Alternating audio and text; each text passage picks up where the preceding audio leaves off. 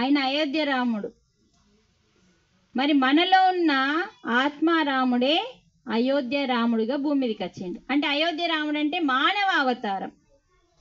ఆ మానవ అవతారం ఎత్తింది ఎవరు? ఆత్మారాముడు అంటే భగవానుడు. చూడండి, అక్కడ భగవద్గీత అనే ఆత్మ జ్ఞానంతో, ఎందుకంటే ఆయన ఉన్నాడు, చెప్పాడు, ధర్మాన్ని చూయించాడు, ధర్మాన్ని ఆచరించి చూయించి ఇలా ఉండండి అని ప్రజలకి హితబోధ చేసి రామరాజ్యాన్ని, కాబట్టి అక్కడ భగవద్గీత లేదు. తర్వాత ద్వాపర యుగంలో కూడా ఎవరున్నారు? భగవానుడే మళ్ళా వచ్చాడు. అసలు ఎందుకు వస్తుండ్రు వీళ్ళు? ఇప్పుడు మిమ్మల్ని తీసుకుందామండి. మనకు 4 పిల్లలు ఉన్నారనుకోండి, మనకి 4 పిల్లలు ఉన్నారనుకోండి. ఆ 4 పిల్లలు మనం చెప్పినట్టు వినకుండా, శ్రద్ధగా వినండి, మనం చెప్పినట్టు వినకుండా వాళ్ళకు నచ్చినట్టుగా చెడిపోయి ఏదో వాళ్ళ తోవ అంతా వంకరగా జీవిస్తున్నారనుకోండి, మీరు వదిలిపెట్టేస్తారా? వదిలిపెడతామా? మనం కొంచెం మందలిస్తాం ఫస్ట్.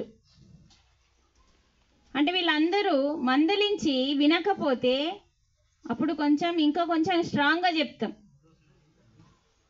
డోసు పెంచుతాం. అలాగే మన పిల్లలు బాగా లేకపోతే మనం ఎలా మందలిస్తున్నామో, మనం కూడా భూలోకంలో ధర్మం తప్పినప్పుడల్లా మన భగవానుడు అనే తండ్రి భూమి మీదకి వస్తున్నాడు. ఎందుకు? మనం అందరం ఎవరమండి? భగవంతునికి ఎవరం? మన అందరికీ ఒక్కోడే. శరీరాలను ఇచ్చిన తల్లిదండ్రులు వేరు కావచ్చు, కానీ ఆ శరీరాన్ని నడిపించే ఆ జీవం ఇచ్చింది ఎవరు? భగవంతుడు కదా. భగవంతుడు అది కృష్ణుడా రాముడా మీరు మాట్లాడకండి, ఉన్నాడు ఒక్కోడే. కృష్ణుడా రాముడా లేదంటే ఆంజనేయుల స్వామి ఇవి కాదు, భగవంతుడు అంతే. లేదు నామం లేదు, రూపం లేదు, ఏమి లేదు, ఆకలి లేదు, ధూప లేదు, చీకటి లేదు. కానీ నా బిడ్డలందరూ అంకర టింకరగా బతుకుతున్నారు, అధర్మంలో జీవిస్తున్నారని నీ పిల్లలు అంకరగా ఉంటే ఎలా ఇంటికి తోలుకొచ్చి మందలించి సరైన ఇప్పుడు నీ పిల్లలు ఇంటికాడ చదవట్లేదు అనుకోండి, చదవట్లేరు, 5వ తరగతి 6వ తరగతి చదవట్లేరు, వినట్లేరని ఏం చేస్తారు? తీసుకపోయి చేస్తున్నామా? సేమ్ భగవంతుడు కూడా అలాగే నా బిడ్డలందరూ అధర్మం వైపు ఉన్నారు అని చెప్పి భగవానుడు మనల్ని ధర్మం వైపు నడిపించడానికి అవతారాలు ఎత్తాల్సిన అవసరం వచ్చింది. భూమి మీదకి అవతారం ఎత్తి మనకి ధర్మాన్ని నేర్పడానికి వచ్చిందేమో. అందుకే శ్రీరాముడు భూమి మీద ప్రతి గ్రామము అన్నారండి. ఏంటిది? ప్రతి గ్రామంలో ఎవరి ఆలయాలు ఉండాలని చెప్పిండు? శ్రీరాముని ఆలయాలు. ముఖ్యంగా ఆయన ఎందుకు చెప్పిండు చెప్పండి? ముఖ్యంగా ప్రతి ఒక్కళ్ళు చెప్పిండు. యోగులందరూ కూడా ఏం చెప్పిండంటే ప్రతి గ్రామంలో దేవాలయం ఏది ఉండాలని చెప్పిండు? రామాలయం. ఎందుకని చెప్పిండు? ఏ ఆదర్శం? ధర్మం. ధర్మేచ అర్థేచ కామేచ మోక్షేచ. ఫస్ట్ ఏంటిది? ధర్మం. అంటే రాముడు అంటే ఏంటిది? రూపం కాదు, రూపం కాదు, ధర్మం. అర్థమైందా? అందుకని యోగులు మునులు ఋషులు అందరూ ఏం చేసిండు? మీకేముంది ఆ పనిలో పడిపోయి ధర్మాన్ని మర్చిపోతారు అని చెప్పి భూమి మీద ప్రతి గ్రామంలో రామాలయాలు కట్టించి అందులో రాముని ప్రతిరూపం, ఒరిజినల్ కాదది, ఏంటిది? ఆ ప్రతిరూపం మనమే తయారు చేసినాం. అందులో ప్రాణం లేదు. ఉంటుందా అండి? జడంలో ఉంటుంది, మనకేం ఉపయోగపడది. కానీ ప్రతిరూపాన్ని నిర్మించి ఏం చేస్తున్నాం? మంత్రాలతో శక్తులు వస్తున్నాం. దేని కొరకి? మన గ్రామం కొరకి.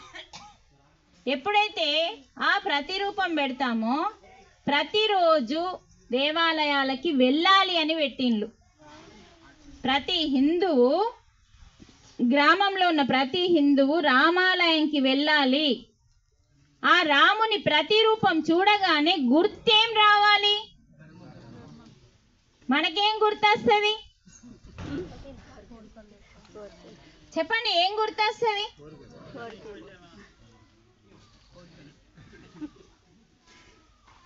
అంటే మనం రైట్ ఉన్నామా, రాంగ్ ఉన్నామా? ధర్మం చెప్పిండు, ఎన్ని రకాలుగా చెప్పిండు. శరీర ధర్మం చెప్పిండా? శరీరాన్ని ఎలా కాపాడుకోవాలో నేర్పిండా? ఎంత తిన్నాడండి, ఎంత వన్నాడండి? అదే మనకు పత్రిజీ నేర్పించిండు. మధ్య మార్గం. దానికంటే ముందు శ్రీరాముడు నేర్పించాడు. శ్రీరాముడు ఫస్ట్ కుటుంబ ధర్మం, శరీర ధర్మం ఫస్ట్, తర్వాత కుటుంబ ధర్మం, తర్వాత సమాజ ధర్మం, నాలుగవది స్వీయ ధర్మం. ఇలా 4 ధర్మాలు నేర్పించిన మహానుభావుడే మన ఆత్మారాముడు. ఆత్మారాముడు ఈడ పానంతో ఉన్నాడు, మన గుండెల్లో పానంతో ఉన్నాడు. గుడిలో ప్రాణం లేదు, మనమే పోసినాం. అది ఎందుకు? ఇందాక ఆ సారి చెప్పారు, ధర్మాన్ని రుచి చూయించిన వాడు కాబట్టి ఆదర్శంగా తీసుకోవడం కోసం. ఆదర్శం అంటే మన పిల్లాడు మంచిగా అవుతలేడు, ఇప్పుడు మీకు అర్థమవుతుంది. పక్కింటి పిల్లాడు మంచిగా అవుతున్నాడు అనుకోండి, నువ్వేం చెప్తావు నీ పిల్లానికి? పక్కింటి పిల్లాన్ని చూసి చెప్తామా లేదా? దీనినే ఆదర్శం అంటాం. అంటే నువ్వు చేయట్లేదు, వాడు చేస్తున్నాడు, వాడిని చూసి ఇప్పుడు మనం ఎవరిని చూసి నేర్చుకోవాలా? ఆ శ్రీరాముని గుడికి వెళ్ళి శ్రీరాముని ప్రతిరూపాన్ని చూసి. ఎందుకంటే ఒరిజినల్గా దేవుడు ఎక్కడున్నాడో మీకు తెలుస్తలేదు, అక్కడికి వెళ్ళట్లేదు కాబట్టి. కనీసం అక్కడికి వెళ్తేనన్నా అక్కడున్న దేవుడు ఇక్కడ ఉన్నాడని తెలుసుకోవడం కోసమే యోగులు, మునులు, ఋషులు ఆలయాలని నిర్మించి విగ్రహారాధన పెట్టింది, మనస్సుని నిగ్రహించుకోవడానికి. అది తప్పు కాదు, కానీ ఒక స్టెప్పు. అర్థమవుతుందా? తప్పు కాదు, ఒక స్టెప్పు. అందుకే భగవద్గీతలో భగవంతుడు ఏం చెప్తుండంటే, శరీర ధర్మం, కుటుంబ ధర్మం, సమాజ ధర్మం, స్వీయ ధర్మం. ఫస్ట్ నీ శరీరాన్ని ఎలా కాపాడుకోవాలి, ఎంత తినాలి, ఎంత పడుకోవాలి, ఏం తినాలి, మళ్ళీ ఎప్పుడు తినాలి. చూడండి, ఏం తినాలి, ఎప్పుడు తినాలి, ఎంత తినాలి. ఎన్ని ఉన్నాయి? తినే కానీ 3 ఉన్నాయి. ఎలా పడుకోవాలి, ఎంతసేపు పడుకోవాలి, ఎప్పుడు పడుకోవాలి, ప్రతి దానికి 3 ఉన్నాయండి. ఇదే మన శరీర ధర్మం. అప్పుడు మన శరీరము మన ఎట్లా ఉండాలో అట్లా మనం ఉంచుకోవచ్చండి. ఇది పత్రిజీ మనకు నేర్పించిండు. దానికి ముందు రాముడు నేర్పించిండు. మీరు ఎవరిని చూడద్దు, నా మాటలే వినాలి. వచ్చిన వాళ్ళు కూర్చుంటారు. దానినే శ్రద్ధ అంటాం, దానినే పట్టుదల అంటాం. ఎవరైనా నచ్చంటే నీ తలకాయ అటు పోయిందనుకో, నీ లోపల శ్రద్ధ లేదు, నువ్వెన్నటికీ జీవితంలో దేవుణ్ణి చేరుకోలేవు. ఎందుకంటే భగవానుడు చెప్పిండు. ఇది కూడా మళ్ళీ నేను చెప్తలే, సుంత మేడం వచ్చి తిట్టిందని అనకండి. ఎందుకంటే భగవద్గీతలో భగవానుడు శ్రద్ధావాన్ లభతే జ్ఞానం అన్నాడు. కాబట్టి ఏమన్నాడు? శ్రద్ధ ఉన్నవాడికి ఏమొస్తుందట? బుద్ధి జ్ఞానం వస్తుందట. అది పోయిందనుకో మళ్ళీ మనస్సు దగ్గరికి వెళ్ళిపోతాం. మనసు ఏం చేస్తుంది? మైలగా ఉంది, మళ్ళీ నిన్ను పాపాల వైపు నడిపిస్తుంది. పాపం చేస్తే ఏమొస్తుంది? రోగం వస్తుంది, జన్మ వస్తుంది, మళ్ళీ ఏడవాల్సి వస్తుంది. చూడండి, శ్రద్ధ లేకపోతే ఎన్ని నష్టాలు.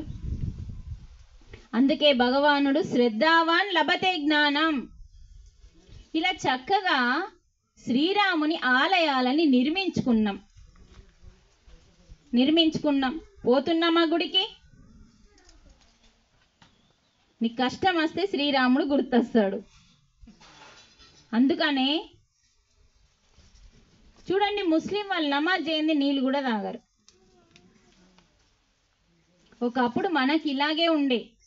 మరి మనల్ని నాశనం చేసింది ఎవడు అంటే ఇంగ్లీష్ వాళ్ళు. మనం ఖరాబ్ కాలేదండి. మన పెద్దలు మనల్ని డైవర్ట్ కానియలేదు. ఎందుకంటే మన భారతదేశానికి అంత ఎనర్జీ ఉంది, అంత కెపాసిటీ ఉంది. ఎందుకంత ఉంది? మన భారతదేశంలోనే దేవుళ్ళందరూ జన్మ తీసుకున్న స్థలం భారతదేశంలో ఉంది. ఒకటి, యోగులు ఎక్కువ మంది తపస్సు చేసిన స్థలాలు. అందుకే మన భారతదేశంలో శక్తి ఎక్కువ. ఇక్కడ పుట్టడం అంటే అదృష్టం చేసుకోబడుతుంది. అందుకనే శ్రీరాముడు ధర్మాన్ని నేర్పడానికి వచ్చాడు కాబట్టి ధర్మేచ్ఛ అంటే ధర్మాన్ని ఆచరించడము. ధర్మాన్ని ఆచరించమంటే ఒకటి శరీరం అండి, రెండవది కుటుంబం అంటే ఏంటిదో చెప్పండి. కుటుంబ ధర్మం అంటే ఏంటిది? ఇప్పుడు నేను బిడ్డగా వచ్చిన, ఫస్ట్ నేను ఒక బిడ్డగా నా పనులు బిడ్డగా ఏమేం చేయాలి ఆ ఇంట్లో చేయాలి. తర్వాత నాకు పెళ్ళైపోయింది. ఆ పెళ్ళవడం మనది, అది కుటుంబం అవుతుంది. పుట్టిన ఇల్లు ఒక కుటుంబం, మెట్టిన ఇల్లు ఇంకొక కుటుంబం. మనకు అక్కడ బాధ్యతలు ఉన్నాయా లేదా? నోరిప్పండి. ఏం బాధ్యతలు ఉన్నాయి? తల్లిగా, భార్యగా, అత్తగా, కోడలుగా, వదినగా, ఇంకేమేమో ఉంటాయి. ఇవన్నిటి సక్రమైన మార్గంలో మనం నిర్వర్తిస్తున్నామా? ఆన్సర్ రాదు. ఇదేనండి కుటుంబ ధర్మం అంటే. భార్యగా నీ పని ఏంది?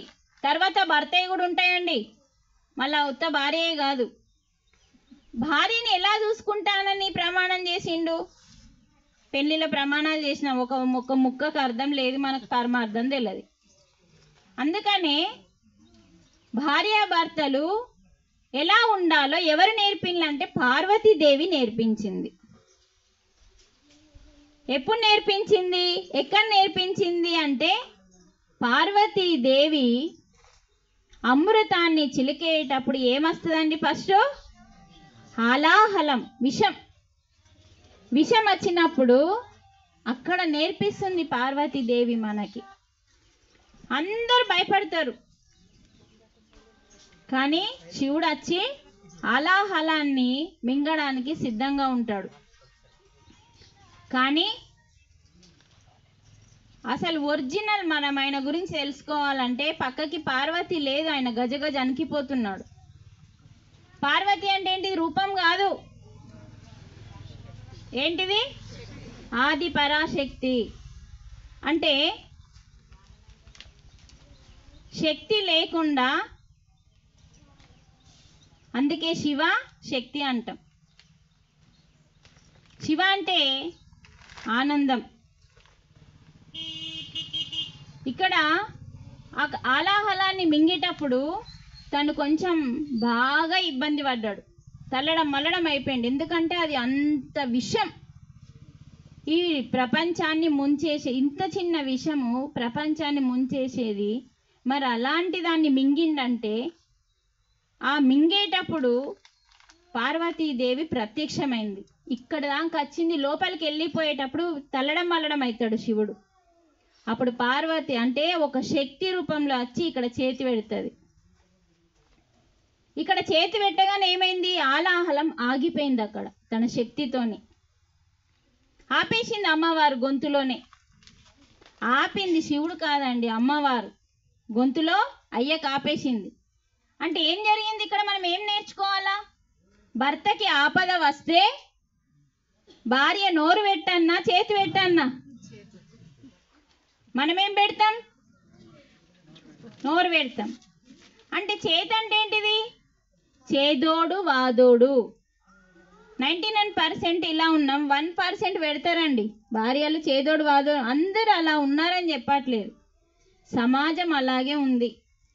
చేతి పెట్టడం అంటే ఏంటిదంటే భర్త ఓ బిజినెస్ చేసో జాబ్ చేసో ఏదో కష్టంలా ఏదో పొరపాటున ఏదన్నా జరిగినప్పుడు ఆయన ఏమైపోతాడంటే మానసిక బలం ఉండదండి మగవాళ్ళ దగ్గర, శారీరక బలం ఎంతన్న ఉంటుంది. శారీరక బలము మగవాళ్ళకి ఇచ్చిండు, మానసిక బలము భగవంతుడు స్త్రీకి ఇచ్చిండు. అంటే దేన్నన్నా తట్టుకునే శక్తిని స్త్రీకి ఇచ్చిండు, కానీ మగవాళ్ళకి ఇయ్యలేదండి.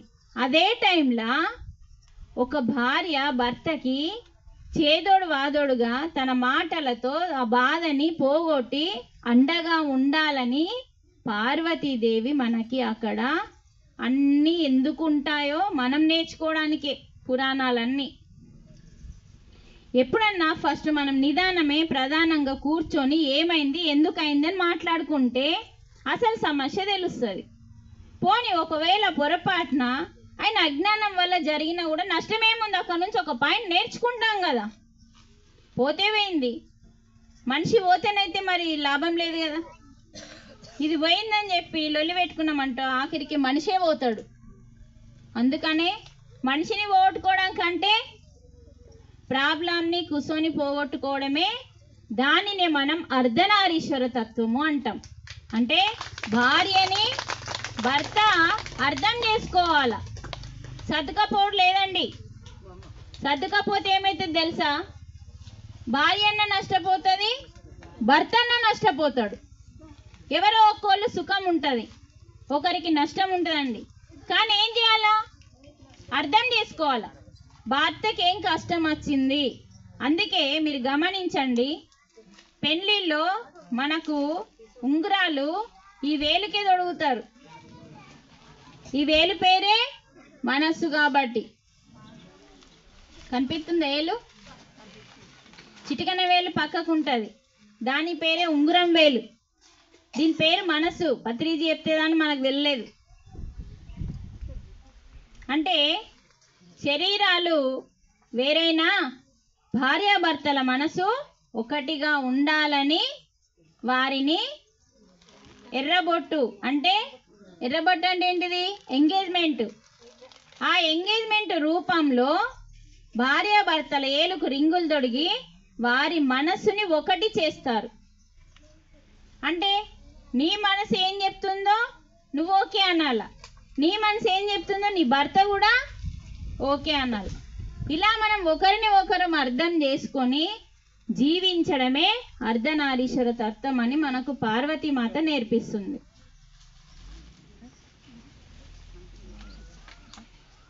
మనం ఇలా తెలుసుకోవాలా. ఇవన్నీ తెలుసుకోకనే మన సమస్యలు ఇంట్లో ఏమవుతున్నాయంటే ఎక్కువైతున్నాయి. సమస్యలు ఎక్కువై, బాకీలు ఎక్కువై, ప్రాణాలే పోతున్నాయి, విడాకులు జరుగుతున్నాయి, పిల్లలకి అన్యాయం చేస్తున్నాం. అందుకనే తర్వాత మనకి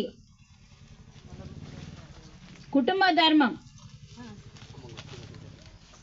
అంటే ఓ భార్యగా తర్వాత కోడలిగా కూడా మన బాధ్యత ఉందండి.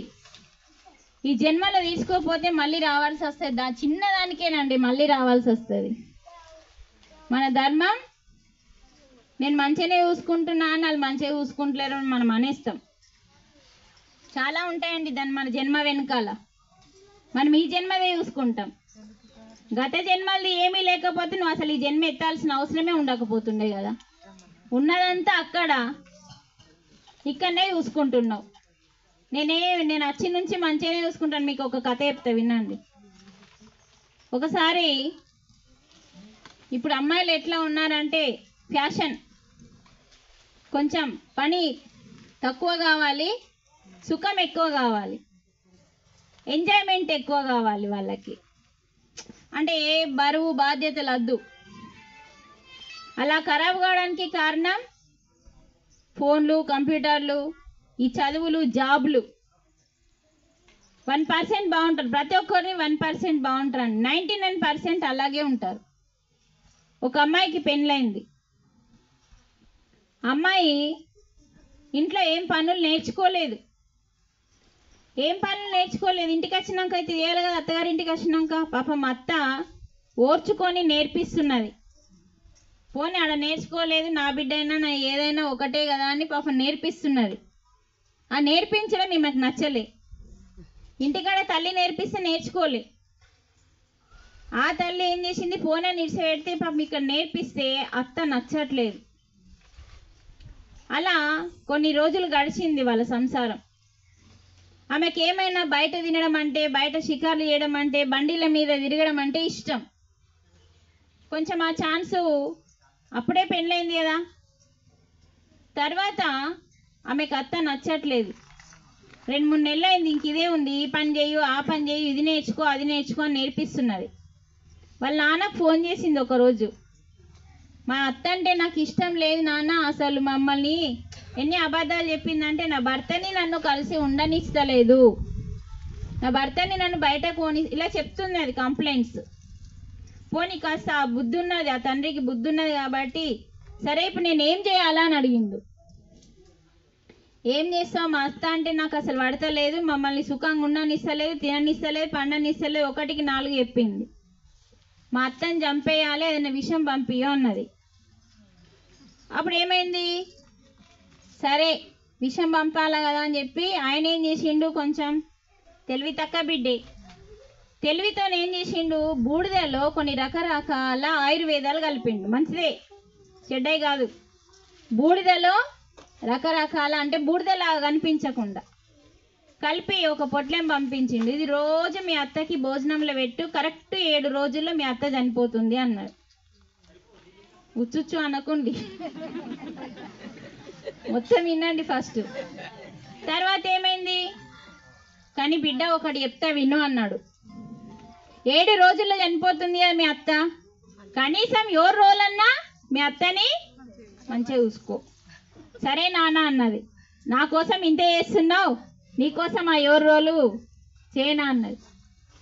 7 రోజులు పొద్దున్నే లేస్తున్నది.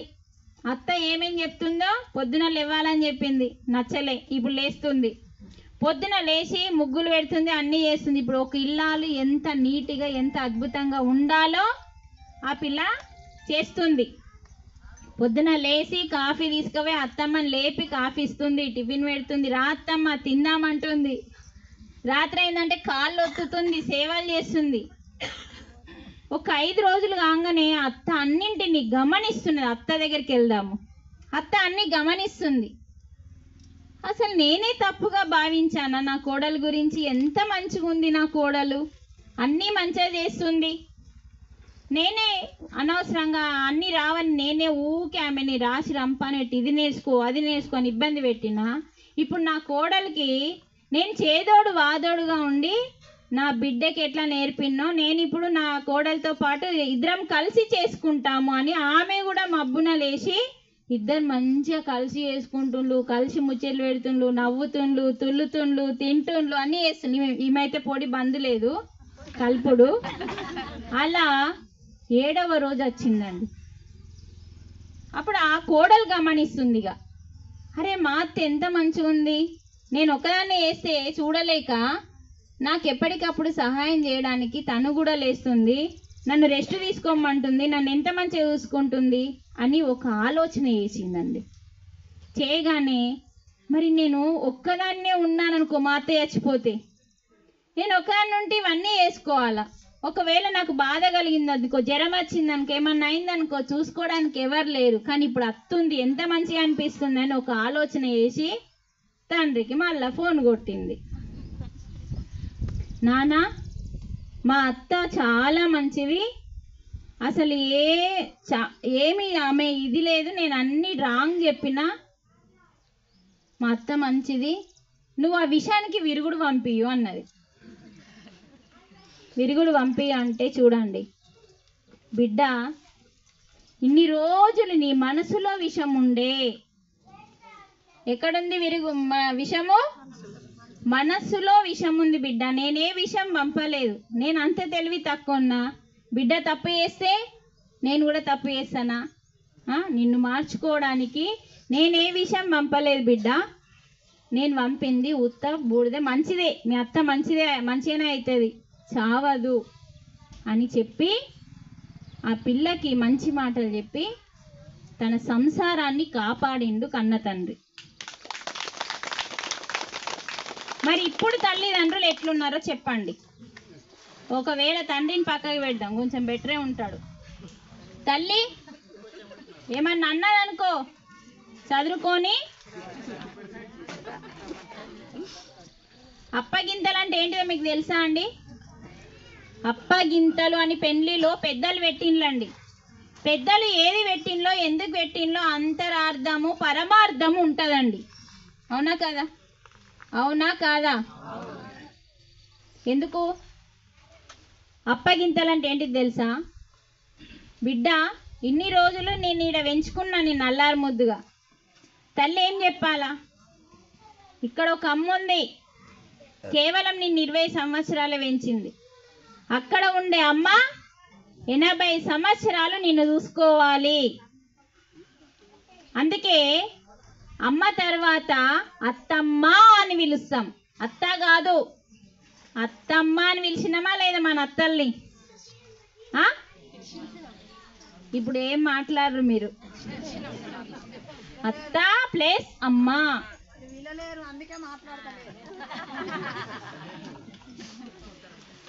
మనం ఎవరి మీద నిందించద్దండి, మనం నేర్చుకుంటున్నాం. నేర్చుకోవడం వరకు ఎవరిని నిందించడం కొరకు కాదు. ఏంటంటే మనము పెద్దలు చెప్పింది ఏది తూసా తప్పకుండా ఆచరించడానికే మనకు పెట్టిండ్లండి. అంటే ఇక్కడ ఒక అమ్మ అక్కడ ఒక అమ్మ అనే భావాలు మన లోపల కలగాలని చెప్పిండ్లండి పెద్దలు. మరి కలగకపోవడానికి కారణం ఏంటిదంటే మన లోపల అరిషడ్ వర్గాలు ఉన్నాయి. ఏమున్నాయి? కామ క్రోధ లోభ మోహ మదమాచర్యాలనే ఏంటి ఇవి? ఏంటి అరిషడ్ వర్గాలు? అదే ఏంటి అవి? గుణాలు. ఏంటి గుణాలు? ఈ చెడు అంటే ఏంటిది? చెడు గుణాలు ఎవరి మరి నీకెందుకు వచ్చినాయి? రాక్షసుని. వినండి, 6 గుణాలు ఉన్నాయి మన లోపల. రాక్షసుని. ఇప్పుడు 2 తల్లుల్ని తీసుకుందామండి. ఒక తల్లి రోజు భగవన్ నామ స్మరణ చేస్తూ ఇంట్లో భగవద్గీత భాగవతం ఇలా నడిపిస్తుంది. ఆ పిల్లలు తల్లిని గమనిస్తారా లేదా? అప్పుడు మెల్లిమెల్లిగా ఆ పిల్లలకు కూడా ఏమర్థమవుతుంది అంటే రోజు లేచి మా అమ్మలాగా భగవన్ నామ స్మరణ చేయాలి, భగవద్గీతని, ఇలా ఆ పిల్లలు ఆ తల్లిలాగా తయారవుతారు. ఇంకొక తల్లిని తీసుకుందాం. లేచి నుంచి నోట్లకెళ్ళి అన్నీ బూతులే. అంటే ఆ పిల్లలు మొక్కలండి. ఆ మొక్కలు మళ్ళీ తల్లిని చూసి ఏం నేర్చుకుంటాడు? వాడు బూతులు నేర్చుకుంటాడు. అంటే ఇక్కడ మనకి త్రేతాయుగంలో జనాలకి ఏ కష్టం లేకుండా రాముడు తండ్రిగా నిలబడి రామరాజ్యం చేసిండు, దేవుడు కాబట్టి. తర్వాత ధర్మరాజు, కృష్ణుడు, వీళ్ళందరూ ఉన్నారు ఆ యుగం కోసం. మరి ఈ యుగం కలియుగం. ఈ కలియుగాన్ని పరిపాలించేది ఎవరు అంటే, అప్పుడేమో రాముడు పరిపాలించిండు త్రేతాయుగాన్ని. ఇది పరిపాలించేది రాక్షసుడు, కలిపురుషుడు. ఎందుకు వచ్చిండు? ఎలా వచ్చిండు కలిపురుషుడు అంటే, ధర్మరాజు పని అయిపోయిన తర్వాత ఎవరు ద్వాపర యుగాన్ని పరిపాలించారంటే పరీక్షితు మహారాజు, అభిమన్యుని కొడుకు. ఆయన ధర్మం తప్ప వేరేదేముండదండి. ఎంత అద్భుతంగా పరిపాలించాడు. ధర్మరాజు కంటే ఎక్కువగా అద్భుతంగా పరిపాలించాడు పరీక్షిత్ మహారాజు. అలా మనకి ఆయన చివరి పరిపాలన తర్వాత మనకి కలిపురుషుడు ఎంటర్ అయిండు. ఎలా ఎంటర్ అయిండో తెలుసుకుందామా? ఎంతమందికి తెలుసు? సరే తెలుసుకుందాం. పరీక్షిత్ మహారాజు ధర్మం తప్పనివాడు, నీతి తప్పనివాడు. మొత్తం ఎంత అద్భుతంగా నా రాజ్యంలో ప్రజలందరూ సుఖంగా ఆరోగ్యంగా ఆనందంగా ఉన్న టైంలో కలిపురుషుడు భూమి మీదకి వస్తాడు. అప్పుడు చెప్తాడు పరీక్షిత్ మహారాజుకి, ఒకసారి వేటకెళ్ళినప్పుడు కనిపిస్తాడు, కలిపురుషుడు కనిపిస్తే కలిపురుషుడు చెప్తాడు, ఏమని చెప్తాడు, ఇప్పుడు నేను పరిపాలించాలి, ద్వాపర యుగం అయిపోయింది, కలియుగం స్టార్ట్ అవుతుంది, నేను పరిపాలించాలంటే నేనున్నంతసేపు నువ్వు రాకూడదు అని బెదిరిస్తాడు పరీక్షిత్ మహారాజు. ఎందుకంటే సురక్షితంగా ఉంది, ఆరోగ్యంగా ఉన్నారు, అందరూ ఆనందంగా ఉన్నారు, ఎవరు అధర్మం చెయ్యట్లేరు, అబద్ధాలు ఆడట్లేదు, అలాంటి టైంలో నువ్వు రాకూడదు అని హెచ్చరిస్తాడు. హెచ్చరిస్తే ఏం చెప్తాడు ఆయన, మరి నువ్వు ఉన్నంతసేపు నేను రావద్దంటే అప్పటిదాకా నేను ఎక్కడ ఉండాలి అంటాడు. కొన్ని స్థలాలు చూపించు అన్నాడు. సరే అని చెప్పి కొన్ని స్థలాలు ఇస్తాడు. ఫస్ట్ 4 ఇస్తాడండి. అబద్ధాలు ఆడే దగ్గర ఉండు, పరస్త్రీని ఎవరైతే ఇష్టపడతారో అక్కడ ఉండు, తాగుడు, జూదము, ఈ 4 స్థలాలు ఇచ్చిండు. తాగేవాని దగ్గర, జూదం ఆడే దగ్గర, పరస్త్రీని అపహరించేవాని దగ్గర, అబద్ధాలు ఆడేవాని దగ్గర. నాకు సరిపోవు అన్నాడు, తెలివితేటలు సరిపోదు, ఇంకొకటి ఇయ్యో అన్నాడు. ఇచ్చేటి ఏం లేవు అంటే నష్టాన్ని కలిగించే ఇవి 4 ఉన్నాయి. అంటే ఏ స్త్రీ కన్నా పురుషుడి కన్నా బంగారం వ్యామోహం ఉంటుందే, అక్కడుండు అన్నాడు. మరి ఆయన ఏం పెట్టుకున్నాడు, బంగారందే పెట్టుకున్నాడు. అది ఆలోచించలే. చూడండి మాయ ఎలా ఉంటుందంటే ధర్మాన్ని కూడా మాయలో వడగొట్టేసింది. ఇక్కడ మనం ఈ పాయింట్ నేర్చుకోవడానికి స్టోరీ చెప్తున్నాను. ఇది భాగవతంలో అంటే ద్వాపర యుగంలో చివరి స్టెప్పులో జరిగిన అద్భుతమైన జ్ఞానము. ఈ పాయింట్ మనం ఎందుకు నేర్చుకోవాలి, ధర్మాన్ని ఆచరించేటప్పుడు కూడా ఈ లోకం మాయాలోకం అండి. భూలోకం ఏంటిది, మాయ. మనని ఎప్పుడు మాయలో వడగొట్టేస్తుందో తెలియదు. అందుకే ఎరుకతో ఏకాగ్రతతో జాగ్రత్తగా ఉండాలి. అంటే ధ్యానం.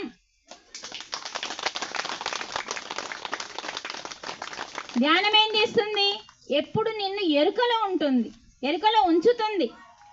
ఇప్పుడు అక్కడ ఏమైంది, స్పృహ పోయిందా లేదా, పరీక్షిత్ మహారాజుకి ఏమైంది, కలిపురుషుడు కనబడగానే మాయ వచ్చింది, కథం బంగారం అన్నాడు, అనగానే నెత్తి మీద పోయి కూర్చున్నాడు. కలిపురుషుడు ఏడ కూర్చున్నాడు, కిరీటంలో కూర్చున్నాడు. అప్పుడు ఏమైంది, ధర్మం పోయింది, మాయలో పడ్డాడు. మాయ ఏం మాయ, నేను రాజుని.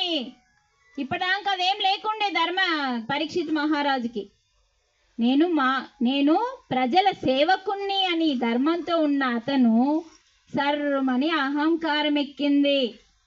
అప్పుడప్పుడు మనకు కూడా ఇట్లా ఎక్కుతుంది అనే పత్రిజీ మనల్ని మనం చెక్ చేసుకోమని 3 త్రిరత్నాలను ఇచ్చిండు. ఒకటి ధ్యానం, రెండవది స్వాధ్యాయం, మూడవది ఇలాంటి సజ్జన సాంగత్యాలు. వీటిని 3 త్రిరత్నాలు అంటాం. ఎవరైతే ఈ త్రిరత్నాలు రోజు చేస్తారు, రోజండి, రోజు గంట ధ్యానం, గంట స్వాధ్యాయం, గంట సజ్జన సాంగత్యం ఎవరైతే చేస్తారో వారు మాయలో పడరు.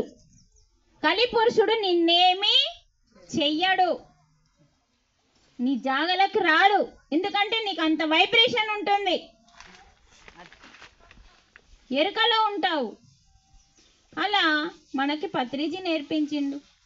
నిజం చెప్తున్నామండి, మనలో కలిసిపోయాడు కాబట్టి పత్రిజీని మామూలుగా చూస్తున్నాం. కానీ మీరు ప్రతిరోజు ఎవరి జ్ఞానం తీసుకోకండి, కేవలం పత్రిజీ స్పీచ్లు విని చూడండి. పత్రిజీ స్పీచ్లు ఎలా వినాలో తెలుసా, ఒకసారి విన్నాము, వంట చేయంగా విన్నాము, బోళ్ళు దోమంగా విన్నాం, ఇలా కాదండి. తలుపులేసాయి, అందరు వెళ్ళిపోయిన్లు, ఏకాంతంగా కూర్చొని పత్రిజీ స్పీచ్ వినండి. పత్రిజీ ఇచ్చిన జ్ఞానం ఇంకా ఎవరు ఇయ్యలేదండి మనకి. ఆ జ్ఞానాన్ని మనం ఒక్క వీడియోని 3 సార్లు వినాలి, డైరీ పెట్టుకోవాలి ముందర, 3 సార్లు వినాలి. ఎంత అద్భుతంగా జ్ఞానం ఉందో. మనం ఏమనుకుంటామంటే చెప్పిందే చెప్తాడు పత్రిజీ అనుకుంటాం. కానీ ఆ చెప్పింది చెప్పేటప్పుడు కూడా మనం దాన్ని మళ్ళీ వింటే మనకి ఇంకోలాగా అర్థమవుతుందండి. నేను చేసే పని అదే. 7 డైరీలు రాశానండి పత్రిజీ జ్ఞానాన్ని. ఎన్ని డైరీలు? 7 డైరీలు. ఇది ఎవరు నేర్పిండు? రాఘవరావు సార్ నేర్పిండు. రాసుకోవడం నేర్పింది రాఘవరావు సార్. అంటే ఏ జ్ఞానం అన్నా వింటే విడిచిపెడతామని చెప్పి రాసుకోమని పత్రిజీ రాఘవరావు సార్కి చెప్పిండంట. తెలుసా? రాఘవరావు సారు దాన్ని తూచా తప్పకుండా ప్రతి ఒక్కరికి అప్లై చేస్తున్నాడు. నేను కూడా అప్పుడే నేర్చుకున్నా. చక్కగా నేర్చుకోవడం అంటే రాసుకోవడం అంటే ఏంటిదో తెలుసా? మనం ఏమనుకుంటామంటే తెల్ల పేపరు నల్ల గీతలు అనుకుంటాం. కాదండి, మనం రాసేది తెల్ల పేపర్ మీద కాదు, మన మెదడులో రాస్తున్నాము. ఇక్కడ రాస్తే, పేపర్ మీద రాస్తే ఇక్కడ ఎక్కుతుందండి. మనం రాయకుండా విన్నామనుకోండి, ఇటు ఇంటది కానీ ఇళ్ళకి ఎక్కది. అవునా కాదు? ఇప్పుడు నేను అడుగుతా మిమ్మల్ని, ఫస్ట్ నేనేం చెప్పాను మీకు గుర్తుందా? మరి నాకు గుర్తుంది. కారణం, ప్రతి క్షణము నేను రాసుకుంటూనే ఉంటాను. ఈ వీడియో ఎందుకు వేస్తున్నా నేను ఇప్పుడు? ఫస్ట్ నేను ఈ వీడియోని ఇంటికాడ వింటా. ఫస్ట్ నేనేం చెప్పాను? నేనేమైనా పొరపాటు మాట్లాడానా? నేను ఇంకా ఏదన్నా ఇది చేశానా? ఫస్ట్ నేను విన్న తర్వాత యూట్యూబ్లో పెడతాను. మళ్ళీ నా వీడియోని నేను వినడం, ఎందుకంటే నన్ను నేను చెక్ చేసుకోవడం. అదే అంటే చేయాలా వద్దా అండి? చేస్తేనే ఎదుగుతామండి. మరి 13 సంవత్సరాల నా తపస్సు ఆత్మభావనతో, అంటే జ్ఞాన జ్యోతిని వెలిగించి, ఏం వెలిగించాలి? మనమే జ్యోతిని వెలిగిస్తున్నాం. ఇది నేను చెప్పింది కాదు, మళ్ళా రాఘవరావు సార్ చెప్పింది కాదు, పత్రిజీ చెప్పింది కాదు. ఎవరు చెప్పిండ్రు? భగవానుడు ఏం చెప్పిండు? మళ్ళా శ్రీకృష్ణ తోక పెట్టకు. ఎందుకంటే భగవద్గీతలో కృష్ణ లేదు. కృష్ణ అంటే జ్ఞానం, తృష్ణ అంటే అజ్ఞానం. చూడండి, కృష్ణ అంటే జ్ఞానం, తృష్ణ అంటే అజ్ఞానం. కృష్ణ లేదు, భగవాన్ ఉవాచ. అందుకనే మనం భగవానే మాట్లాడదాం. కృష్ణుడు ఎవరు అంటే జగత్ గురువు. భగవంతుడు భూమి మీదకి వచ్చి జ్ఞానబోధ చేశాడు కాబట్టి కృష్ణుడు ఏమైండు? ఈ జగత్తుని మార్చడానికి వచ్చిన గురువు. అందుకే జగద్గురువు. జగత్తుని మార్చినప్పుడు జగద్గురువే, మనిషిని మారిస్తే సద్గురువు. అర్థమవుతుందా? మనిషిని మార్చే గురువు ఎవరు? సద్గురువు.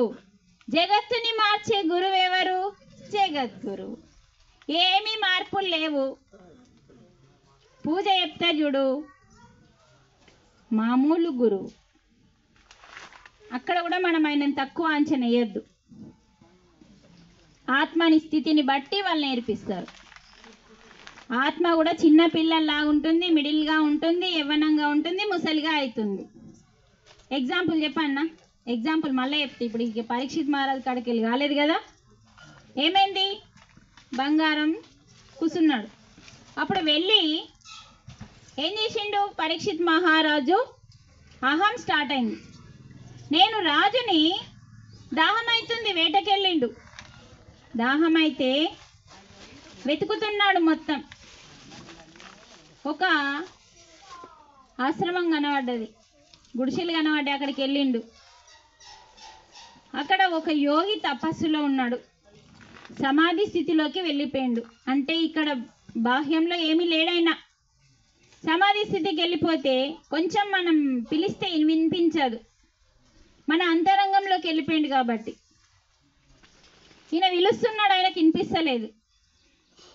నేను రాజుని పిలుస్తున్నా, ఇప్పుడు అహం వచ్చింది కదా, నెత్తి మీద కూర్చున్నాడు కదా కలిపురుషుడు.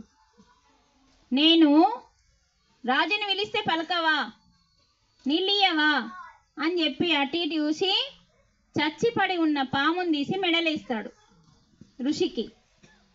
అప్పుడు ఒక శిష్యుడు వచ్చి దాన్ని చూసి పుత్రుణ్ణి తీసుకొస్తాడు. ఈ ఋషి యొక్క పుత్రుడు స్నానానికి వెళ్తాడు. గురుగారి మెడలో ఒక రాజొచ్చి ఇలా వేశాడు అని చెప్పగానే పుత్రుడు తండ్రి దగ్గరికి వస్తాడు. ఇంకా ఆయన సమాధిలోనే ఉంటాడు. మెడలో మాత్రం చనిపోయిన పాము కనిపిస్తే ఆ పుత్రునికి కోపం వస్తుంది. కళ్ళు మూసుకుంటాడు. వెంటనే కళ్ళు మూసుకొని మూడో కన్నుతోని ఏ రాజు ఇక్కడికి వచ్చి ఇది వేశాడు. అప్పుడు పరీక్షిత్ మహారాజు వేశాడు.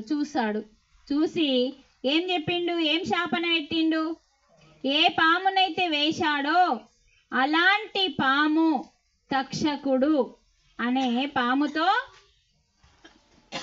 7 రోజుల్లో ఈయన మరణించాలి కాటు వల్ల అని శాపన పెట్టగానే అప్పుడు ఈ ఋషి ధ్యానంలోకి వెళ్ళి బయటకు వస్తాడు. బయటకు వచ్చి నువ్వెవరికి శాపన పెట్టావు, కొంచెం కూడా సహనం అనేది లేదా అని పుత్రుణ్ణి బెదిరిస్తాడు. ఆయన ధర్మం తప్పని మహానుభావుడు ధర్మరాజు మన్మడు. కలి ప్రభావం వల్ల ఇలా జరిగింది. ఆయనకు అన్నీ తెలుసు. సమాధి స్థితిలో ఉన్నాడు కాబట్టి సమాధానాలు దొరికే స్థితిలో కూర్చున్నాడు ఆయన. అప్పుడు ఆయనకు అన్నీ తెలుసు. ఏమంటుండు కొడుకుని, సహనం లేదా, మనం ఋషులం, శాపన పెట్టేసుడేనా అని చెప్పి ఆయన ధర్మరాజు కలి ప్రభావం వల్ల ఆయన అలా చేయాల్సి వచ్చిందని రాజ్యానికి పరిగెత్తుతున్నాడు. పరిగెత్తి వెళ్ళి రాజుకి ఈ విషయం చెప్తాడు.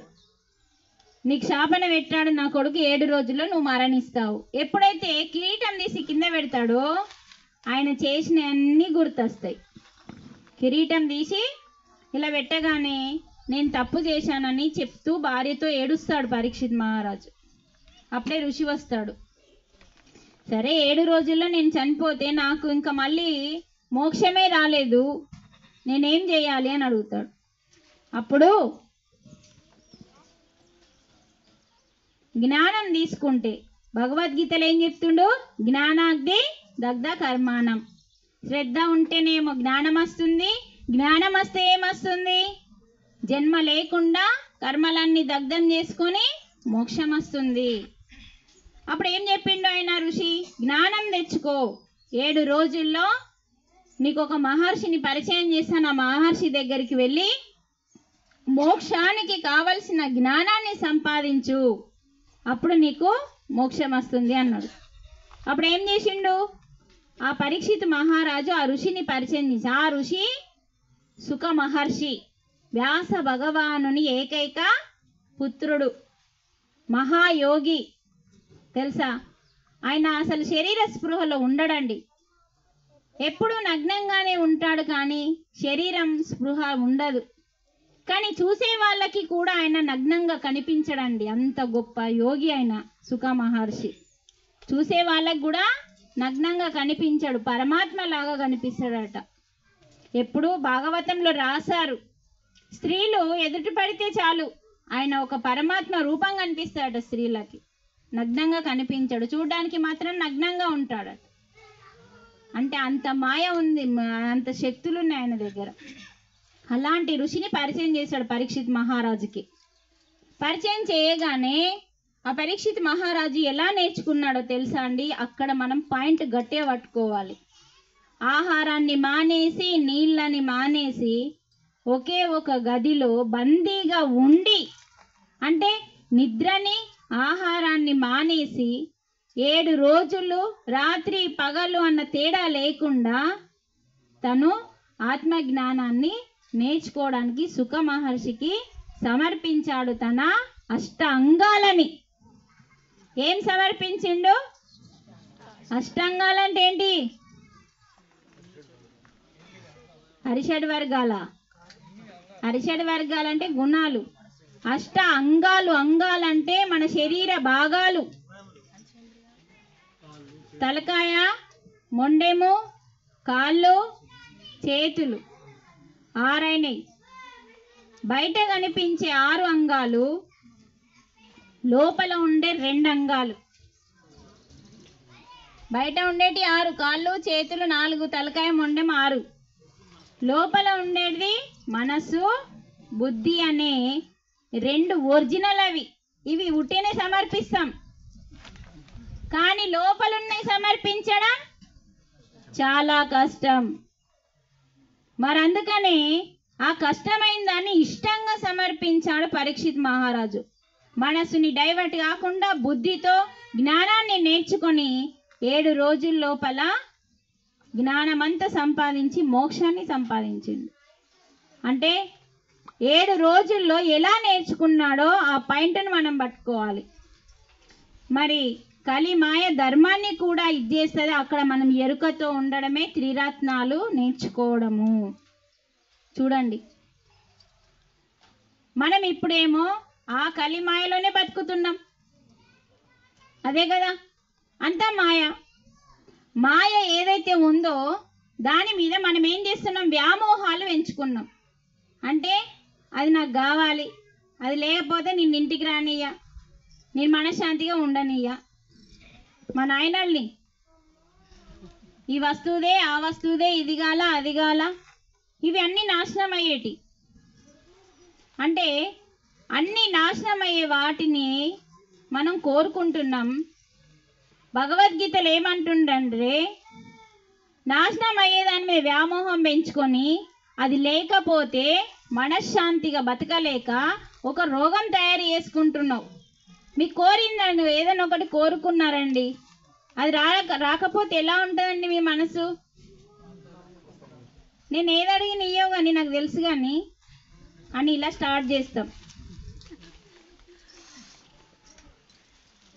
అంటే అక్కడ పరిస్థితి ఎలా ఉందో ఫస్ట్ మనకు తెలియదు. భర్త దగ్గర పరిస్థితి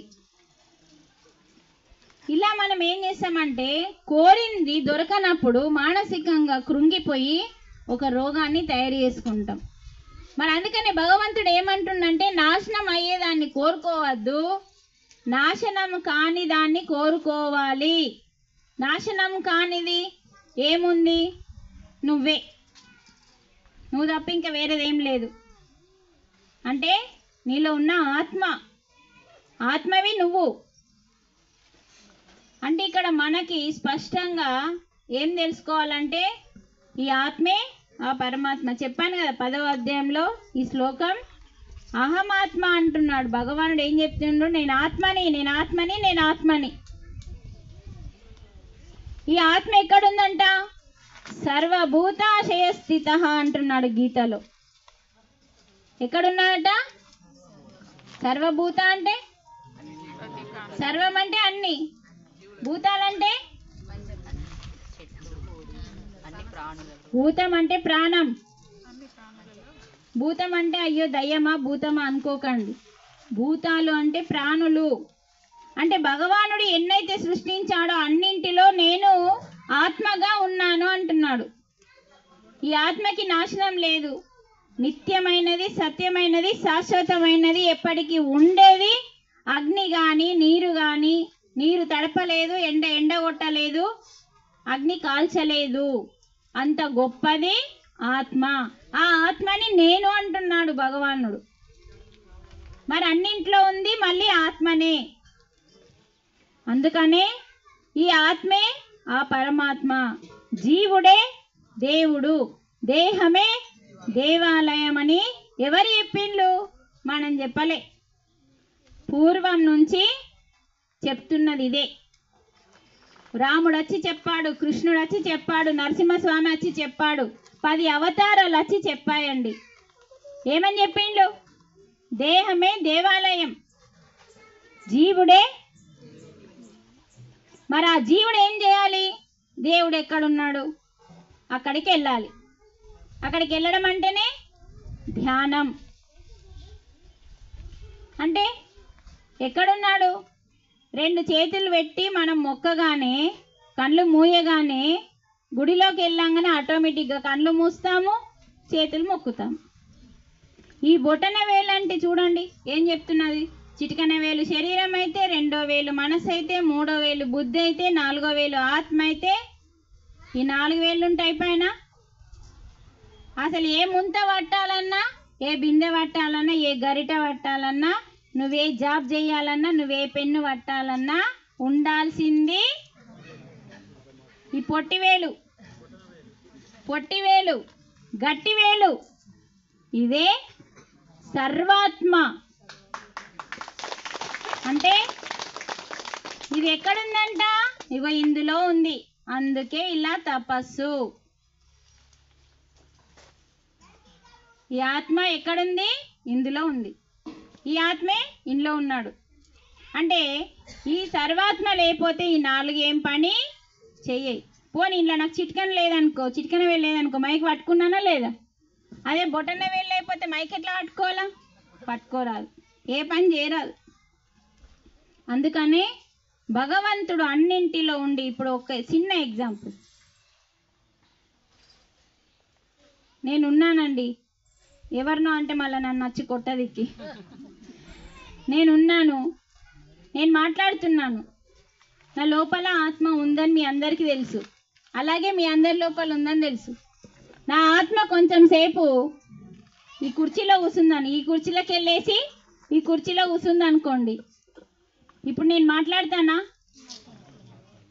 ఏమైంది? నా ఆత్మ శరీరం నుంచి నిష్క్రమించింది, బయటకు వచ్చింది.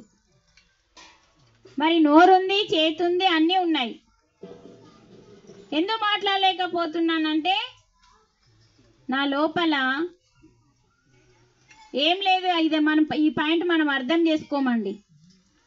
ఇది అర్థం కాకనే మనం ఏడుస్తూ ఉన్నాం, ఏడుస్తూ బతుకుతున్నాం. అంటే అప్పటి నుంచి నా నోరు మాట్లాడుతుంది, అప్పటి నుంచి మీ చెవులు వింటున్నాయి. అంటే నా నోరు ఎప్పుడు మాట్లాడదండి, గుర్తుంచుకోండి. శవానికి నోరు ఉంటుంది, నాకు నోరు ఉంటుంది. కానీ నేను మాట్లాడుతున్నాను, శవం మాట్లాడతలేదంటే నా లోపల ఆత్మ శక్తి ఉండి మాట్లాడిపిస్తుంది.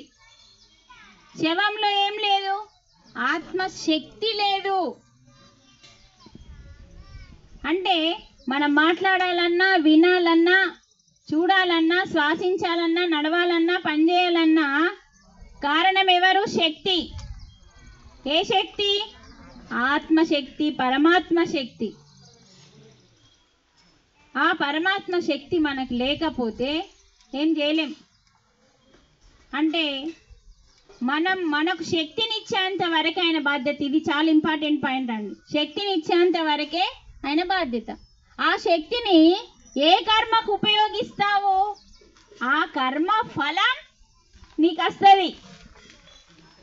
చూడండి, మీరు ఎందుకంటే తిక్క తిక్క ప్రశ్నలు వేస్తారని నేను ముందే సమాధానం చెప్పేసిన. మనం ఏమంటామంటే మరి అన్ని లోపల ఆత్మ దేవుడే ఉండి ఆయననే చేస్తున్నాడు కదా, మరి మళ్ళీ మనకెందుకు కర్మ అంటుందని మీరు అడుగుతారు. శక్తిని ఇచ్చేంత వరకే పరమాత్మకి, అంతే. తర్వాత ఆ శక్తిని ఏ కర్మకి? పుణ్యకర్మకు ఉపయోగిస్తావా? ఇప్పుడు నా శక్తిని అంతా మీకు దారపోస్తున్నా. వీళ్ళు ఏం వారం అండి, వీళ్ళు ఏంటిదండి? గ్రహణము, పౌర్ణమి. నేను మాట్లాడా, నేను అసలు పౌర్ణమి క్లాసులు తీసుకోను. ఎందుకంటే ఈ భూమి మీద శక్తులు అపారంగా వస్తాయి. మేము మాట్లాడితే ఏమవుతుంది?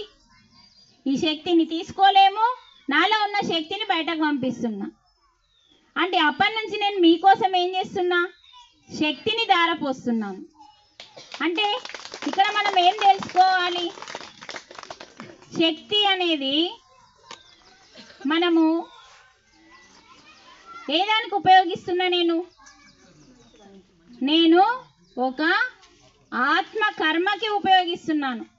అంటే సత్కర్మకి, నిష్కామ కర్మకి ఉపయోగిస్తున్నాను నా యొక్క శక్తిని. ఇదే శక్తిని నువ్వు పాప కర్మకు ఉపయోగిస్తే నీకు ఆ ఫలితం వస్తుంది, పాపం ఫలితం వస్తుంది. పుణ్యం ఉపయోగిస్తే పుణ్య ఫలితం వస్తుందమ్మా. మరి ఇప్పుడు ఆ రెండింటికి నేను ఉపయోగించట్లేదు. అందుకే అన్నమయ్య ఏం చెప్పాడు?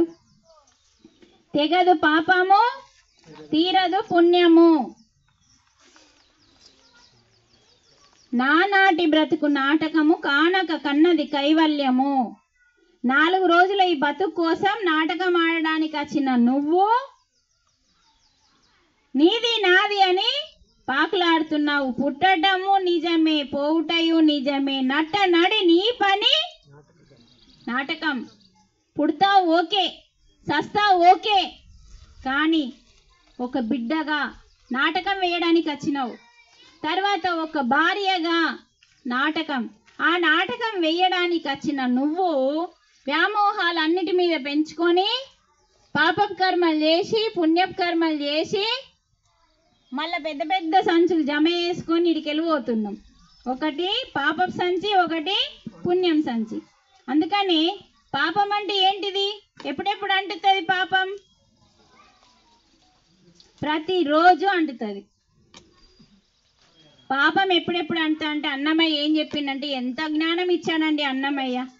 తెగదు పాపం అంటే దాని అర్థమేంది తెలుసా? ఏం అర్థం కాలే, ఏం పాపం తెగదో ఏమో, కానీ పత్రిజీ వివరించాడండి.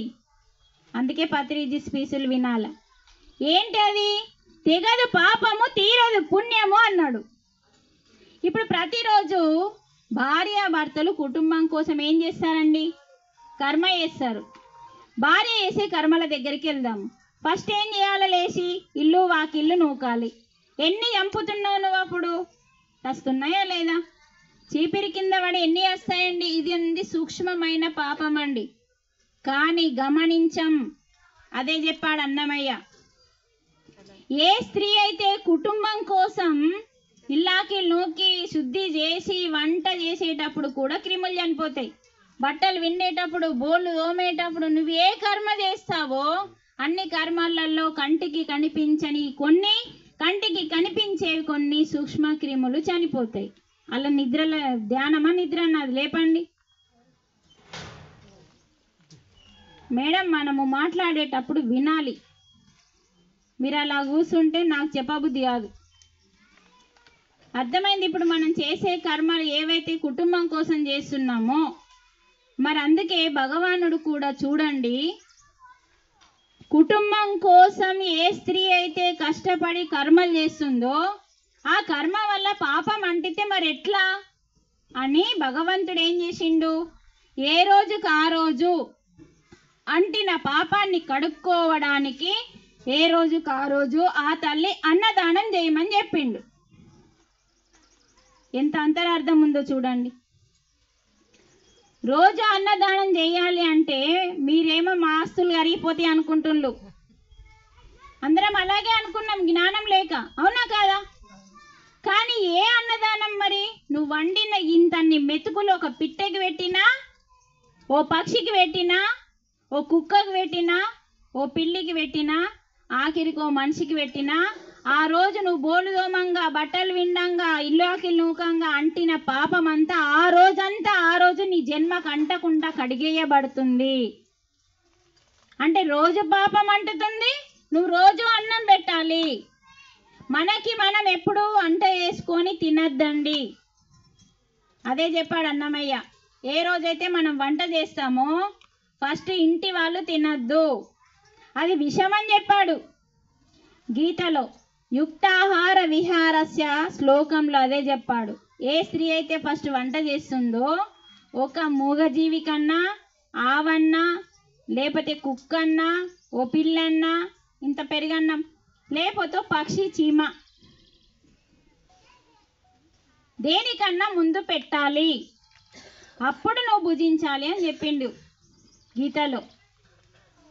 అంటే అలా మన పాపం పోగొట్టుకోవడానికి ఏ తల్లి అయితే కుటుంబం కోసం చేస్తుందో తల్లికి కర్మ అంటద్దు, అది బాధ్యత కాబట్టి మనది. అందుకనే భగవానుడు ఏం చెప్పిండు? ఒక రోజు ఆ పాపం పోవాలంటే ఆ రోజు అన్నదానం చేయండి. ఏ జీవికి వేస్తామన్నది ముఖ్యం కాదు, నీ చేతులతో ఏ జీవి అన్నం తింటుందన్నది ముఖ్యం. ఇదే కదా మనకు బాబా నేర్పింది. కుక్కకు అన్నం పెట్టిండు, అన్నిటికీ అన్నం పెట్టిండు ఆయన. మనిషికి అన్నం పెట్టిన దానికంటే మూగజీవులకు పెట్టింది ఉచితం. ఈయనేమో రుచులు కోరుతాడు, మానవుడు ఏం చేస్తాడు? రుచులు కోరుతాడు. మంచిగా లేదంటాడు, మంచిగా ఉందంటాడు, గింతే పెట్టింది అంటాడు. అంటాడా లేదా? కానీ మూగజీవి నేను ప్రశ్నించదు, కడుపు నింపిందా లేదా చూస్తుంది. మరి తీరదు పుణ్యము. ఆస్తులు ఎన్నన్నా కూడా పెట్టుకుంటామండి. ఒకవేళ రోజు మనం దానం చేస్తూ పోయినాం అనుకోండి, ఏమవుతుంది? ఆస్తులన్నీ కరిగిపోతాయి. అందుకని తెగదు పాపం, పాపం ఎన్నటికీ తెగిపోదు. మరి ఎప్పుడు తెగుతుంది అన్నాడు భగవద్గీతలో? అంటే ఎప్పుడైతే తల్లి కుటుంబం కోసం చేసే కర్మ అన్నం పెడితే పోతుంది, కరెక్టే. కానీ కుటుంబం కోసం కాకుండా వేరే వాళ్ళని హింసించి, వేరే వాళ్ళని మూగజీవుల్ని కానీ మనిషిని కానీ హింసించి వాళ్ళ మనసుని బాధ పెట్టి వాళ్ళకి కష్టం కలిగిస్తే నవ్వేది ఏ మనిషికైతే మనము ఏ మూగజీవికైతే కుటుంబంకి కాకుండా చేస్తామో ఆ కర్మ అన్నంతోని పోదు అంటుండు భగవద్గీతలో. దేంతో పోతుందట? జ్ఞానాగ్ని దగ్ధ కర్మాణం అన్నాడండి. చూడండి, కుటుంబం కోసమేమో అన్నం పెడితే పోతుంది, ఎందుకంటే అక్కడ నువ్వు నీ ధర్మాన్ని పాటిస్తున్నావు, నీ బాధ్యతని నిర్వర్తిస్తున్నావు కాబట్టి అది తల్లికి అంటకూడదని ఒకరోజు ఓ జీవికి అన్నం పెడితే ఆ పాపం కడిగేయబడుతుంది. ఈ పాపానికి ఆ పాపానికి తేడా లేదా అండి?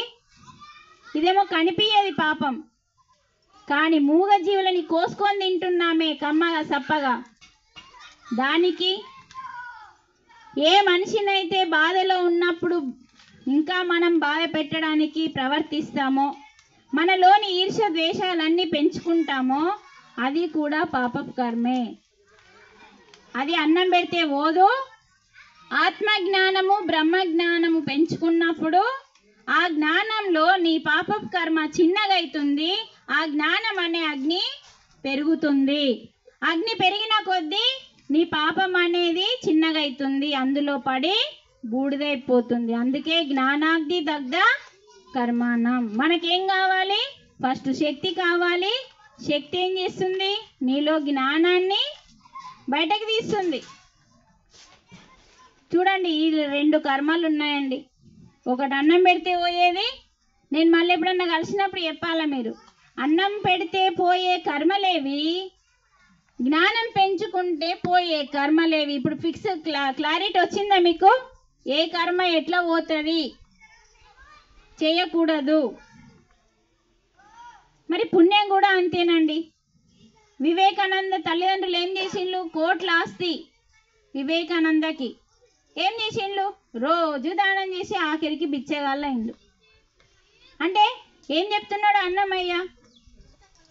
తీరదు తెగదు పాపము, తీరదు పుణ్యము, నగి నగి నీ పని నాటకం. అందుకే ఈ 2 కర్మలు చేస్తావు కదా, పుణ్యం కూడా చేస్తావు. ఆ పుణ్యం అంటే ఏంటిది? భోగము, సుఖము అనుభవించాలి. పుణ్యం చేసినామనుకో వచ్చే జన్మలు ఏమొస్తుంది? నీకు సుఖం వస్తుంది, మంచి ఆస్తి, మంచి భర్త. దీన్ని అనుభవించడానికి కూడా మళ్ళీ రావాలా.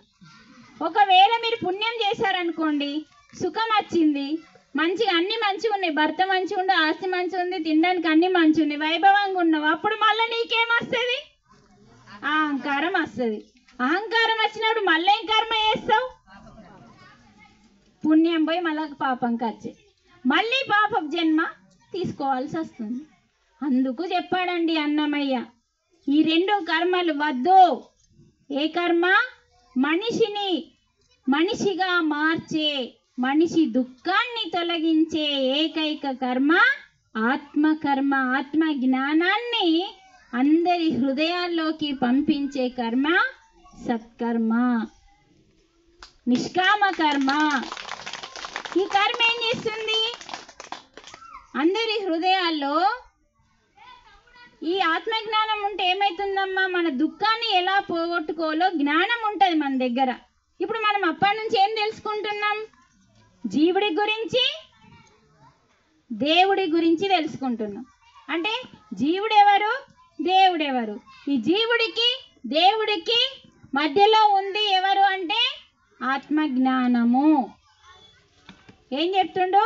ఈ జీవుడు దేవుడు దగ్గరికి చేరుకోవాలంటే ఏం కావాలంట? మధ్యలో ఆ జీవుడికి ఆత్మజ్ఞానం వస్తే తప్ప పుస్తకం కొనుక్కుంటే దేవుని దగ్గరికి చేరమండి, ఓ పిరమిడ్ కట్టుకుంటే దేవుని దగ్గరికి చేరమండి.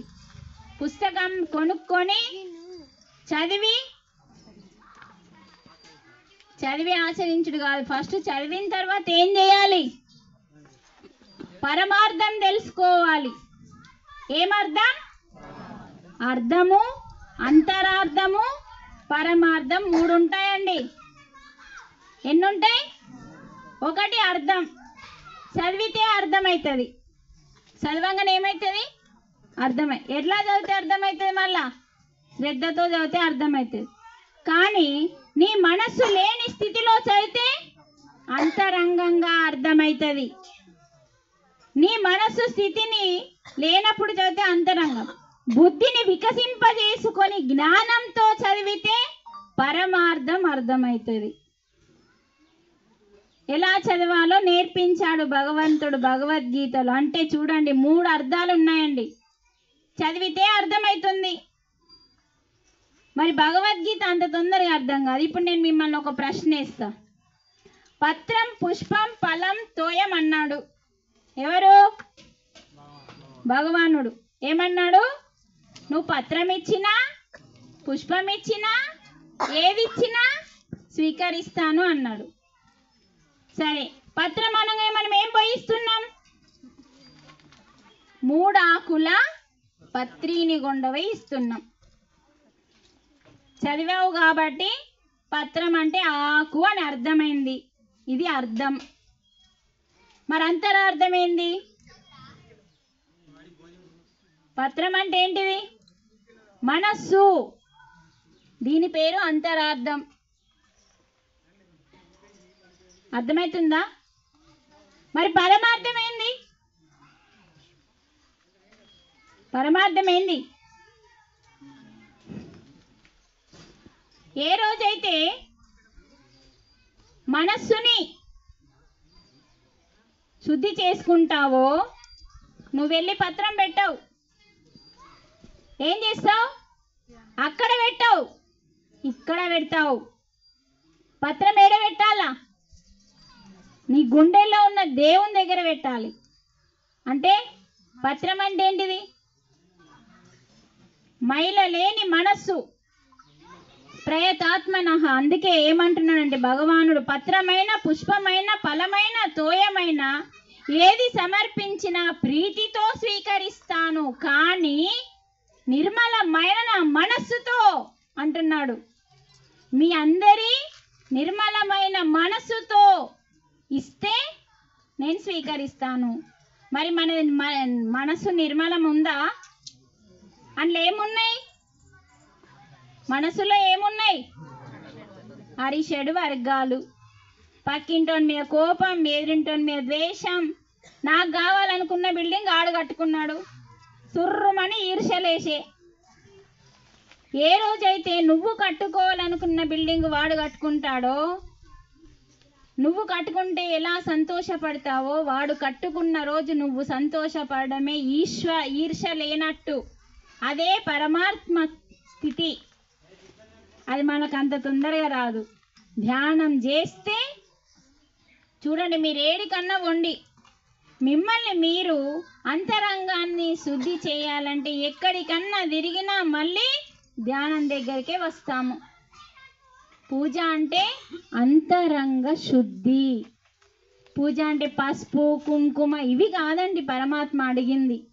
నీ అంతరంగ శుద్ధి. నువ్వేది ఇచ్చినా మురిగిపోతుంది. చూడండి, లింగం మీద పత్రం పెట్టినా, పుష్పం పెట్టినా, పండు పెట్టినా రేపు వచ్చి అట్లనే 2-3 రోజులు ఉంచు, ఏమైతాయి? మురిగిపోతాయి. మరి మురిగిపోయేటి దేవుడు ఎందుకు కడతాడు? అన్న ఆయననే ఇచ్చిండు, ఆకిచ్చింది ఆయననే, పువ్వు ఇచ్చింది ఆయననే, పండు ఇచ్చింది ఆయననే, చెట్టు ఇచ్చింది ఆయననే, లోకాన్నే ఇచ్చింది ఆయన. లోకాన్ని ఇచ్చి లోకేశ్వరుడు అయింది ఆయన. కానీ నిన్నెందుకు పత్రం అడిగిండు? నీకు తెలివి లేదు. మనం పోయి పత్రం పెడుతున్నాం. భగవద్గీత ఎలా అర్థమవుతుంది అంటే ధ్యానం చేస్తేనే అర్థమవుతుంది. ఎందుకంటే అక్కడ మనసు ఉండదండి, ఆత్మ ఉంటుంది. ఆత్మ వికసించి చదువుతుంది. అంటే భగవద్గీత మనం అయిపోవాలి. ఇందాక తిరుపతి సార్ చెప్పాడు, మేడం అంటే భగవద్గీత, భగవద్గీత అంటే మేడం అని. ఎందుకంటే ఒకరోజు బాసరలో ఈ భగవద్గీతని బ్రహ్మర్షి పితామహ పత్రిజీ పదే పదే పదే పదే చెప్పిన శ్లోకాలని మాత్రమే చెప్పేవాడు. అన్ని శ్లోకాలు చెప్పలేదండి పత్రిజీ. మనిషిని మనిషిలా మార్చే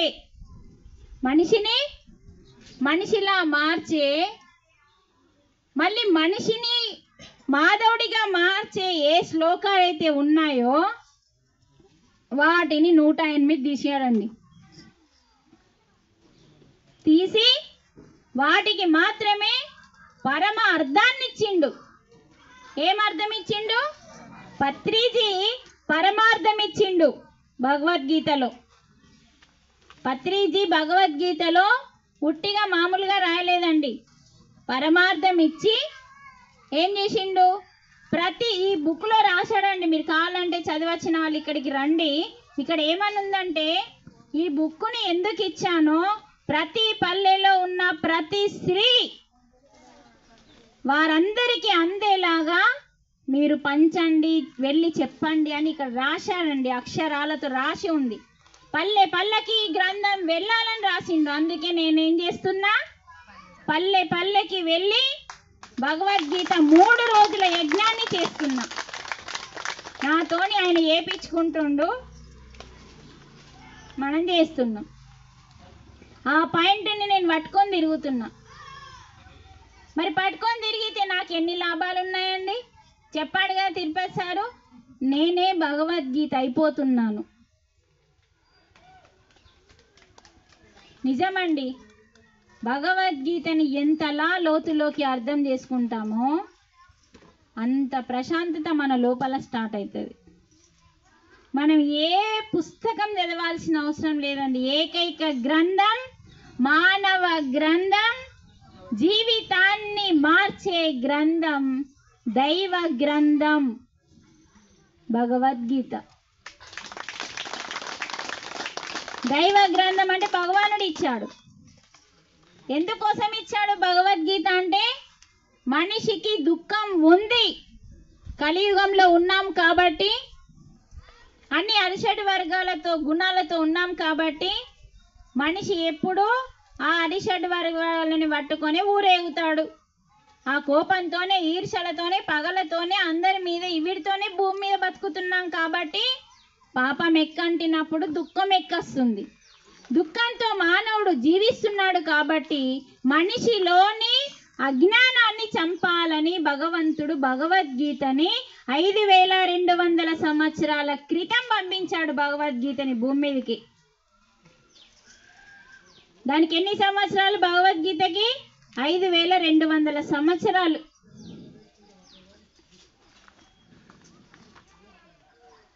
ఇది మరి ఎవరు రాశారండి? సాక్షాత్తు వినాయకుడు రాశాడు. చెప్పింది కృష్ణుడైతే, రాపిచ్చింది వ్యాసుడైతే, రాసింది వినాయకుడు. దేంతో రాసిండు? మరి వినాయకుడే గొప్పోడు. ఆ దంతం ఇంకా గొప్పది. గొప్పదైన శక్తివంతమైన తన దంతంతో రాసిందంటే ఎంత పవిత్రమో చెప్పండి. ముగ్గురు యోగులు, ముగ్గురు దేవుళ్ళు కలిస్తే వచ్చిన గ్రంథం, ఏకైక గ్రంథం,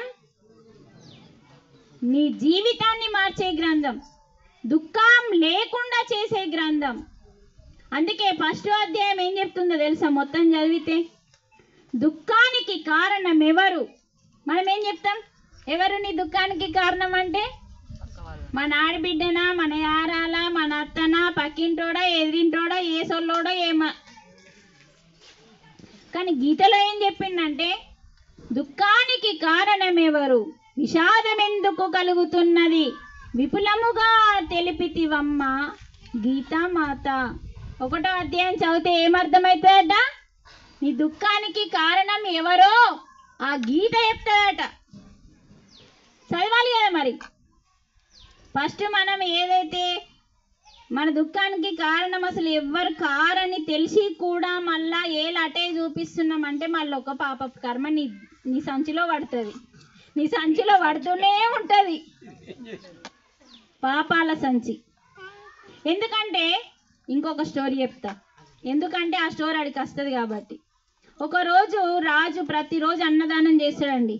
ఎందుకు అన్నదానం చేస్తాడంటే, తీర్థయాత్రలు తిరిగే వారికి, తపస్సు చేసుకొని వచ్చే వాళ్ళకి అన్నదానం పెడితే మంచిదని, ఊరు శ్రేయస్సుగా ఉంటుందని రాజు అన్నదానం చేస్తాడండి రోజు.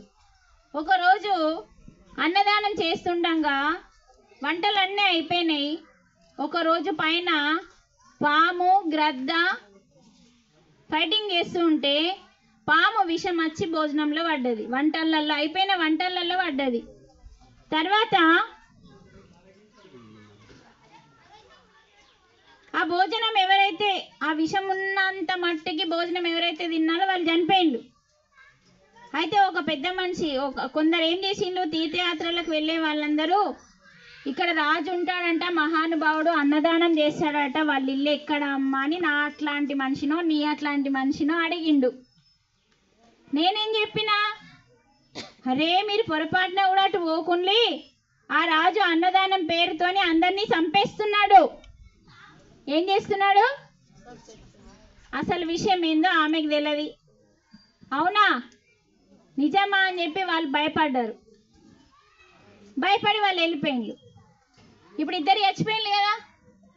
ఆ పాపము రాజు కంటిందా, అండించని కంటిందా, అడ్డించినోని కంటిందా, తిన్నోని కంటిందా, ఎవడి కంటింది? మస్తు హుషారున్నారు మరి మీరు.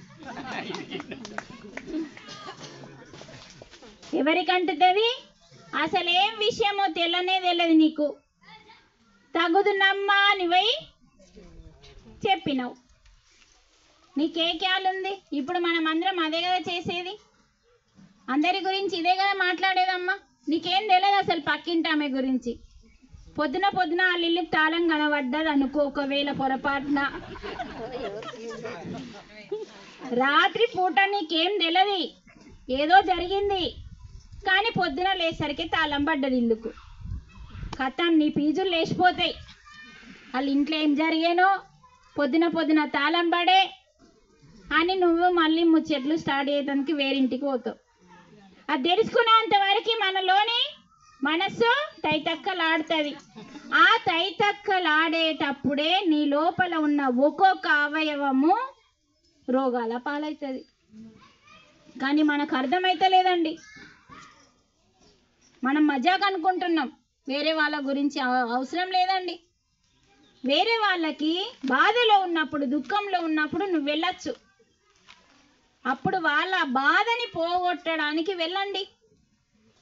అది ఎంత గొప్ప కర్మనో, అది పుణ్యకర్మ కాదు. ఎవరి దుఃఖాన్ని పోగొట్టడానికి నువ్వు సిద్ధమై జ్ఞానాన్ని ఇస్తావో అదే సత్కర్మ. ఆశించకు. వీళ్ళిద్దరున్నారు అదిని మరదన్లు. ఈ వదినికి ఒకరోజు నేను మంచి చేసిన, ఆమె బాధలు ఉంది, ఒక హెల్ప్ అడిగింది, చేసిన. మళ్ళీ నువ్వేం చేస్తున్నావు, నేను చేసిన అని ఆ వదిని నుంచి నువ్వు మళ్ళీ సహాయం కోసం ఎదురు చూస్తున్నావు.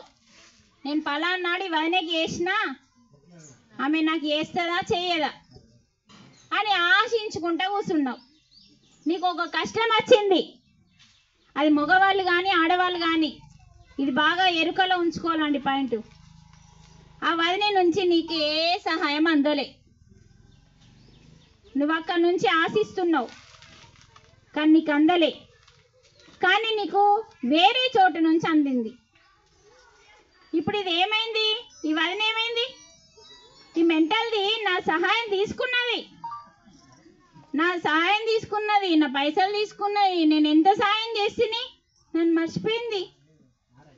నువ్వెంత గొప్పదానివి, నేను నీకేం సాయం చేయలే, కానీ నువ్వు వచ్చి నాకు సహాయం చేసినావు అని ఈడ తిడితివి, ఆడ మెచ్చుకుంటావు. అంటే ఇక్కడ చేసిన కర్మకి నువ్వు ఫలితాన్ని ఆశించినావు. కానీ పరమాత్మ ఏమంటుండు? నిష్కామ ఏం ఆశించకుండా చేయు. ఎక్కడైతే చేస్తామో అక్కడి నుంచి మనకు రాదు, వేరే చోటు నుంచి వస్తుంది. అప్పుడు వాళ్ళు బెల్లం అవుతారు, వీళ్ళు అల్లం అవుతారు. మనం ఎవరికైతే చేశామో వాళ్ళు అల్లం అవుతారు, మనకెవరు చేశారో వాళ్ళు అప్పుడు మీరిద్దరు క్లోజ్ దోస్తులు అవుతారు. ఇదే కదా జరిగేది. ఎందుకు జరుగుతుంది ఇట్లా? అజ్ఞానం. సరైన జ్ఞానం మనకు లేక. అంటే మనం ఏం తెలుసుకోవాలి? సత్యం తెలుసుకోవాలి.